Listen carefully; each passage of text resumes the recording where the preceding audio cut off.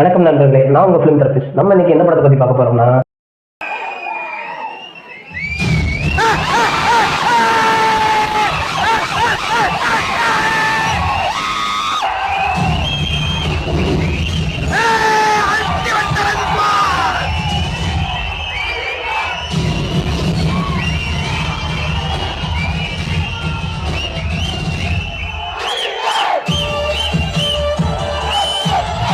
விடாமுயற்சி வீண் முயற்சியா இல்ல விஸ்வரூப வெற்றியா?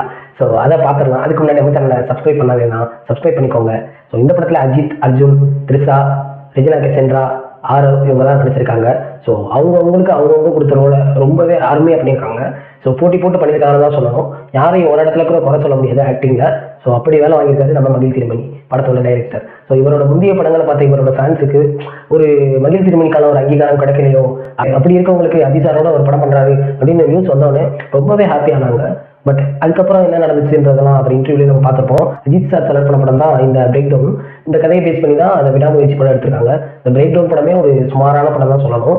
ஏன்னா ஒரு ஹாலிவுட் லெவலில் இருக்க படம் தான் நம்ம ஒரு எக்ஸ்பெக்டேஷனில் பார்ப்போம். அது அந்த அளவு பூர்த்தி பண்ணாது.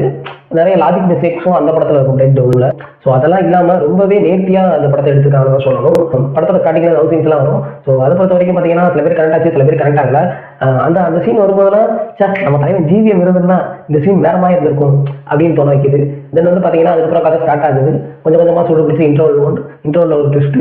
தென் பிரேக் டவுன் முடிஞ்சு மகிழ் திருமணியோட படம் ஆரம்பிக்குதுன்னே சொல்லலாம். ஸோ செகண்ட் ஹாஃப் ரொம்பவே அருமையாகவும் ரொம்பவே நல்லாவும் இருந்துச்சு. ஃபர்ஸ்ட் ஹாஃப் சில பேருக்கு பிடிக்கும், சில பேருக்கு பிடிக்காது. அது அந்த படத்துக்கு உண்டான மரியாதைன்னு சொல்லலாம். ஸோ அந்த பிரேக் டவுன் படத்தோட மெயின் தீமே என்னன்னா, ஒரு சாதாரண மனுஷன் அவனுக்கு நடக்கிற பிரச்சனையை எப்படி பார்க்கலாம் அப்படின்றது தான். ஸோ அந்த கதைக்கு ஒரு மரியாதை தரவிதமா இந்த ஃபர்ஸ்ட் ஹாஃப் எடுத்திருக்காங்க. அதுலேயும் ஒரு இன்ச் அளவு கூட இவங்க அந்த கமர்ஷியல் ஆக்க விரும்பல. ரொம்பவே அந்த படத்துல என்ன இருக்கோ இதான் ரியாலிட்டி, இப்படிதான் நடக்கும் அப்படின்றத அப்படியே எடுத்திருக்காங்க. தென் பார்த்தீங்கன்னா செகண்ட் ஹாஃப் மகிழ் திருமணி. ஸோ இவர் ஜிவிஎம்மோட அசிஸ்டன்ட். ஓகேங்களா? அதனாலேயே உங்களுக்கு ஜிவிஎம் படம் ஞாபகம் வந்துகிட்டே இருக்கும். ஸோ செகண்ட் ஹாஃப் ஸ்டார்ட் ஆகும்போதே எனக்கு என்னென்ன ஆயிடுச்சுன்னா, நான் பெரிய ஜிவிஎம் சொன்னால நடுநிசி நாயகர்கள் படம் ஞாபகம் வந்துருச்சு. ஸோ நடுநிசி நாயகர்கள் கிளைமேக்ஸ்ல என்ன நடக்கும்னா, ஹீரோ மென்டல் ஹாஸ்பிட்டல் இருப்பான், உங்கள்கிட்ட ஒரு பொண்ணை பார்ப்பான். ஓகேங்களா? ஸோ இதுதான் இந்த வில்லன் பேர், அர்ஜுன் கெசென்ட்ரா பேர். ஸோ அந்த பேரோட கதை தான் அப்படியே இங்கே கண்டினியூ ஆகிற மாதிரி இருக்கும். ஸோ நடுநிசி நாயகரோட பார்ட் 2 தான் இந்த விடாமுயற்சின்னு சொல்லலாம். ஸோ கிளைமேக்ஸ் சீன் வரும்போதெல்லாம் வேட்டையாடு விளையாடு தான் லாபம் வரும். ஸோ அந்த சீனுமே ரொம்ப அருமையாக எடுத்திருக்காங்க சொல்லணும். படத்தில் ஆர்ட் ஒர்க்காக இருக்கட்டும், ஸ்க்ரீன் பிளேவாக இருக்கட்டும், சினிமாட்டோகிராஃபியாக இருக்கட்டும், ரொம்பவே அருமையாக இருந்துச்சு. குறிப்பிட்டு சொல்லணும்னா அந்த படத்தில் ஒரு கார் ஃபைட் வரும். ஓகேங்களா? அந்த ஃபைட்டில் நடக்கிற சினிமாட்டோகிராஃபி நிறைய பேருக்கு பிடிக்கும். சூப்பராக இருக்கேன்னு சொல்லுவாங்க. இது ஆல்ரெடி தள்ளுமண்ணான ஒரு மலையாளத்தில் ஒரு படம் வந்துருக்கு, தரமான படம். ஓகேங்களா? ஸோ அந்த படத்தை இந்த மாதிரி இதே மாதிரி சீன் வரும். இதுலேயாவது 4 பேர் தான் இருப்பாங்க, அதில் 6 7 பேர் தான் இருப்பாங்க. காருக்குள்ள சண்டை போடுவாங்க. ரொம்பவே தரமாக இருக்கும், ரொம்பவே ரியலாகவும் இருக்கும். ஓகேங்களா? ஸோ அந்த படத்தையும் நீங்கள் கண்டிப்பாக பார்க்கணும். ஸோ அடுத்து இந்த படத்தில் எடிட்டிங் ரொம்பவே ஒஸ்தா இருந்துச்சு தான் சொல்லணும். ஒரு சீன் டைரக்டர் சொல்கிறாருன்னா, இந்த இடத்த இப்படியே வைப்பா அப்படின்னு சொல்கிறாருன்னா, அவர்கிட்ட நீங்கள் எவ்வளோ டிஃபெண்ட் பண்ணுறீங்கன்றது தான் உங்களோட நாலேஜ் இருக்குது. ஸோ அது இந்த படத்தில் எடிட் பண்ணவே இல்லைன்னு தான் சொல்லணும். ஸோ ஒரு சீன்லாம் பார்த்தீங்கன்னா ஃபைட் சீன் அஜித் சார் அப்படி எந்திரிச்சு நிற்கிறார், அது வரைக்கும் போய்கிட்டு இருக்கு. அந்த இடத்துல ஒரு கட்டு வச்சு அடுத்த ஸ்டெப்பு கொண்டு போகணுன்றதே அவர் பண்ண மாட்டார். அதே மாதிரி லவ் சீன்ஸில் ஒரு பெரிய ஹோல் கிரியேட் பண்ணி வச்சுட்டு ஸ்க்ரீன் பிளேவை ரொம்ப ஒஸ்ட் ஆக்கிட்டாங்க. ஸோ இதுக்கு கண்டிப்பாக எடிட்டர் தான் நான் காரணம் சொல்லுவேன். ஏன்னா மகிழ் திருமணியோட படத்தில் அடிக்கடி இந்த கட்ஸ் இருக்கும். ஒரு சீன் முடிஞ்ச மாதிரி இருக்கும், திரும்ப அதே சீன் வரும். ஸோ இந்த கட்ஸ் எல்லாம் மகிழ் திருமணி படத்தில் இருக்கிறது தான். பட் இது ஸ்க்ரீன் பிளேக்கு எவ்வளோ ஹெல்ப்ஃபுல்லாக இருக்குன்றத ஒரு எடிட்டர் பார்க்கும்போதே தெரியும். அது சொல்லியிருக்கணும், அது சொல்லவே இல்லை அவர். ஸோ அதை அப்படியே தூக்கி படத்தையும் வச்சிருக்காங்க. அதனால அந்த ஸ்டார்டிங் 1/2 மணி நேரம் ரொம்பவே மெதுவாக தான் போகும். ஸோ அதை ஒன்றும் பண்ண முடியாது. தென் பார்த்தீங்கன்னா படத்தில் மியூசிக் அனிருத்.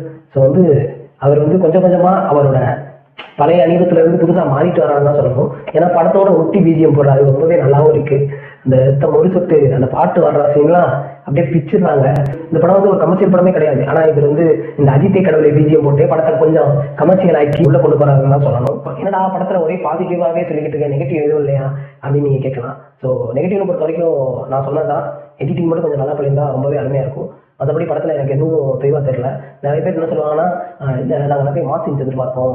அது என்ன பார்த்தீங்கன்னா அஜித் சாருக்கு இது தேவையில்லை, ஏதாவது ஒரு சின்ன ஹீரோ பண்ணியிருக்கான் அப்படின்னு நிறைய பேருக்கு தோணும். அஜித் சாரே இதை பண்ணலைன்னா வேறு யார் தான் பண்ணுறது?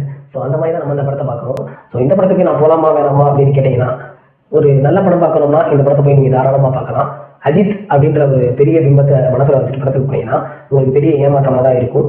இது ஒரு நார்மலான பர்சன், ஒரு நார்மலான ஹஸ்பண்ட், அவங்க ஒய்ஃப் மேலே எவ்வளோ நம்பிக்கை வச்சிருக்காங்க, ஸோ அதை பேஸ் பண்ண கதை தான் இந்த படம். படத்தை ரிலீஸ் ஆகிறதுக்கு முன்னாடி தான் சொன்னேன், இப்போவும் சொல்கிறேன், படத்துக்கு ஒரு லோ எக்ஸ்பெக்டேஷனோட போனீங்கன்னா உங்களுக்கு இந்த படம் ஒரு நல்ல படமாக இருக்கும். ஸோ இந்த படத்துக்கு என்னோட ரேட்டிங் பார்த்தீங்கன்னா 5க்கு 4 தரலாம். அதுக்கு எந்த விதமான குறையும் சொல்ல முடியாது.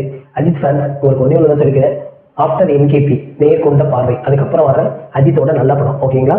ஸோ அதையும் மைண்டில் வச்சுருவோம். ஏன்னா நேர்கொண்ட பார்வை அது இதுன்ற படத்தில் எதுவும் மெசேஜ் இருக்கா அப்படின்னு நீங்கள் கேட்கலாம். ஸோ மெசேஜ் கண்டிப்பாக இருக்குது. புருஷன் எவ்வளோ அழகாக இருந்தாலும் எவ்வளோ பணக்காரனாக இருந்தாலும் ஒரு லெவலுக்கு மேலே சலிச்சிருங்க.